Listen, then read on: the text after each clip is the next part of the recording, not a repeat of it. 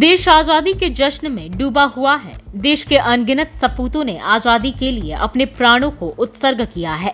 आजादी के दीवाने चाहते थे कि आने वाली पीढ़ी गुलामी से मुक्त होकर खुली हवा में सांस ले सके। इसके लिए उन्होंने अपनी जान की परवाह नहीं की।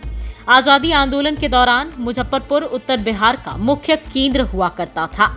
यहाँ के कई वीरों ने खुद को कुर्बान किया तो कई क्रांतिकारियों ने बिहार की जमीन से क्रांति की शुरुआत की। पश्चिम बंगाल में जज किंग्सफोर्ड के विरुद्ध आक्रोश को देखते हुए उसका तबादला मुजफ्फरपुर के न्यायाधीश के तौर पर कर दिया गया था। उसे मारने के लिए खुदीराम बोस मिदनापुर से यहाँ पहुंचे थे। 30 अप्रैल 1908 को खुदीराम ने कंपनी बाग स्थित यूरोपियन क्लब के समीप जज की बग्घी समझकर बम फेंका था। दुर्योग से उस बग्घी में जज नहीं बल्कि 2 यूरोपियन महिला थी जो मारी गई। 11 अगस्त 1908 को मुजफ्फरपुर सेंट्रल जेल में उन्हें फांसी की सजा हुई। उस वक्त खुदीराम की उम्र 18 वर्ष थी। प्रफुल्ल चाकी खुदीराम बोस के साथ ही न्यायाधीश किंग्सफोर्ड को मारने के लिए मुजफ्फरपुर आए थे। बम फेंकने के बाद दोनों रेलवे लाइन पकड़कर पैदल पूसा की ओर रवाना हुए। प्रफुल्ल समस्तीपुर पहुंचे, जहां मोकामा जाने वाली ट्रेन में बैठे, लेकिन उसी डिब्बे में यात्रा कर रहे एक पुलिस अधिकारी नंदलाल बैनर्जी को प्रफुल्ल पर संदेह हुआ तो निडर प्रफुल्ल ने गिरफ्तारी से बचने के लिए अपने पिस्तौल से खुद को गोली मार ली।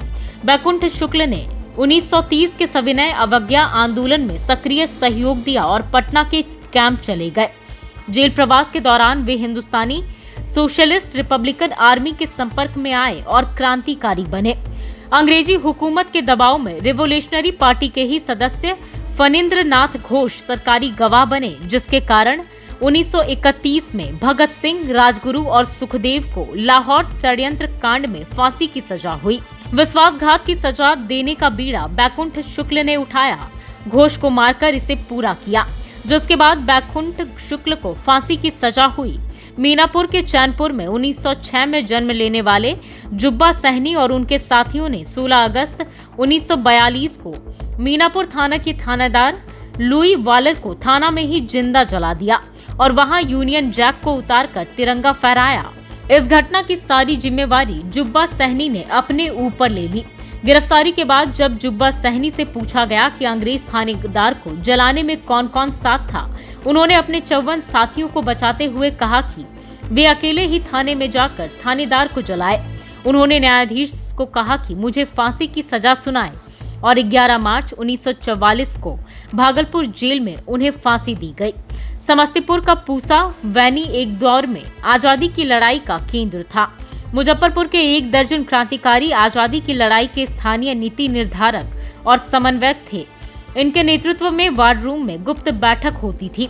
युवाओं का यहीं जुटान होता और रणनीति बनती थी। क्रांतिकारियों ने 9 अगस्त 1942 को पूसा और ढोली के बीच रेल पटरी उखाड़ दी थी। इस क्षेत्र में टेलीफोन का तार काटकर संचार बाधित कर दिया था।